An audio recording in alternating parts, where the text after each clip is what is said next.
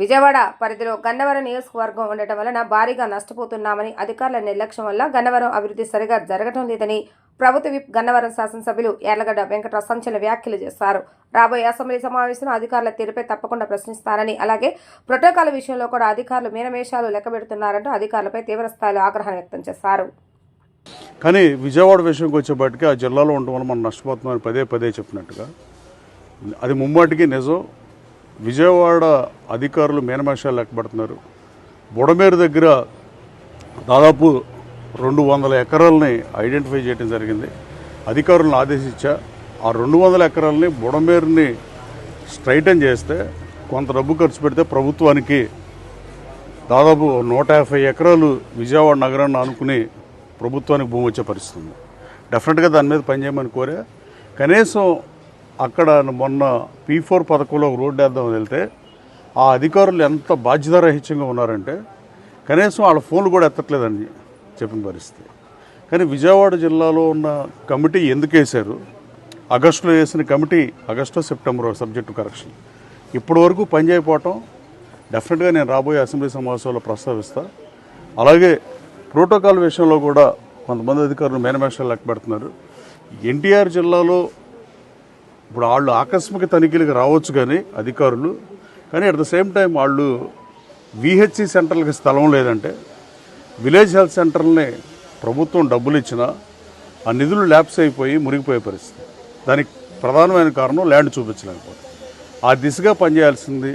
అలాగే క్రికెట్ బాక్సులు పెడతామని శాంక్షన్ చేసినా బాగా పెండింగ్ ఉంటుందని నేను తీవ్రంగా పరిగణిస్తూ ఇది ప్రభుత్వం దృష్టికి కూడా తీసుకెళ్తా. ముఖ్యమంత్రి గారు కూడా డెఫినెట్గా చెప్తా. రాబోయే కాలంలో గన్నవరం నియోజకవర్గ అభివృద్ధి ఎజెండాగా పనిచేస్తున్నాం. అలాగే రాబోయే కాలంలో పరిశ్రమలు మలవల్లిలో కానీ, ఈ సీడాక్ సెంటర్ గన్నవరంలో కానీ, కృష్ణా యూనివర్సిటీ నైన్వరంలో కానీ, ఇంకా ఇప్పుడు ఇవాళ జంజీ అంటున్నారు. నేను ఎమ్మెల్యే అయిన కొత్తలో నుంచి ప్రతిరోజు చెప్పా, వయసు ఉడిగిన వాళ్ళకి 70-80 ఏళ్ళు వచ్చిన వాళ్ళకి పెన్షన్ ఇవ్వటం, రేషన్ కార్డులో సరిచేయటం ఇలాంటివే తప్ప మనం ఏం చేసినా 60 ఏళ్ళు వచ్చిన వాళ్ళకి మనం చేయగలిగేది ఏమన్నది ప్రభుత్వం నుంచి ఇన్ఫ్రాస్ట్రక్చర్ క్రియేట్ చేయాలి. అది ప్రభుత్వ కనీస బాధ్యత. డ్రైనేజు, రోడ్లు ఇవన్నీ పార్ట్ ఆఫ్ గవర్నమెంట్. కానీ ఉద్యోగ ఉపాధి అవకాశాలు యూత్ కల్పించినప్పుడే ఈ నియోజకవర్గ దిశ మారుతుందని చెప్పా.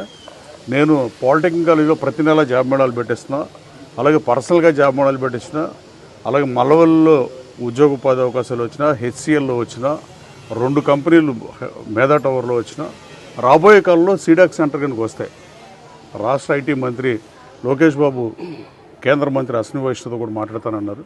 ఒక్కసారి మాట్లాడితే నేను అంతా మాట్లాడేసి ఉంచా. మొత్తం కేంద్ర ప్రభుత్వం 200 కోట్లు ఇన్వెస్ట్ చేస్తే ఇక్కడ 200 కోట్ల ఇన్వెస్ట్మెంట్ అనేది ముఖ్యం కాదు. వాటిలో రాష్ట్ర ప్రభుత్వం పెట్టుకునేది జీరో. అయినా ఆ సీడాక్ సెంటర్ వస్తే ఏలో వీటిల్లో చుట్టుపక్కల ఉన్న ఇంజనీరింగ్ కాలేజ్ విద్యార్థులకు మంచి జరుగుతుంది. దాదాపు నేను సీడాక్ను ఒప్పిస్తానికి ప్రధానమైన కారణం నేను గన్నవరం ఎయిర్పోర్ట్ ఎదురుగా ఉన్నా. నేను అప్పుడు గతంలో శాసనసభ్యుడిగా పనిచేసిన అతను ఆక్రమిద్దామని చూసి అతను ఆక్రమించకపోయినా ఏదో పేరు చెప్పి ఆపుదామని ఉంటే ఆ రోజు నేను జాయింట్ కలెక్టర్ మాధవీలత అనే అమ్మాయితో గొడవపడి ఆ ప్రభుత్వ భూమిని కాపాడాను. 150 కోట్ల ప్రభుత్వ భూమి అది ఇస్తానని చెప్పా. టెంపరీగా మేధా టవర్స్లో మీరు పనులు ప్రారంభించవచ్చని చెప్పా. రాష్ట్ర ప్రభుత్వం కూడా కొంత స్టేట్ గవర్నమెంట్ పెట్టుకోవాలని ముఖ్యమంత్రి గారికి అధికారులు చెప్పారు. నేను ముఖ్యమంత్రి గారికి చెప్పాను, సార్ మనమేం పెట్టుకోవాల్సిన అవసరం లేదు, మొత్తం నేను కేంద్ర ప్రభుత్వం సీడాక్ సంస్థను ఒప్పించా. 12 రాష్ట్రాల్లో ఉంది, 13వ రాష్ట్రం ఆంధ్రప్రదేశ్, అది కూడా గన్నవరంలో పెడితే అటువంటి వాళ్ళు ఒప్పిస్తాకి మెప్పిస్తాక కూడా నాకు చాలా మీటింగ్లు పట్టినాయి. అలాగే ఈ చుట్టుపక్కల 120 ఇంజనీరింగ్ కాలేజీలు ఉన్నాయి. ఇంతకన్నా బెస్ట్ లొకేషన్ మీరు పెడతా కూడా వేరే ఏ రాష్ట్రంలో కూడా లేదని చెప్పి వాళ్ళు ఒప్పించి మెప్పించా. రాబోయే కాలంలో మంత్రి లోకేష్ బాబు అశ్విని వైష్ణవ్ గారితో మాట్లాడతారు. డెఫినెట్గా మాట్లాడుంటారేమో. రాబోయే కాలంలో సీడాక్ వస్తే డెఫినెట్గా EIA మీద కానీ వీటి మీద కానీ ఈ నియోజకవర్గంలోని యువతకు మంచి జరుగుతుంది అంటున్నా ఏమాత్రం సందేహం.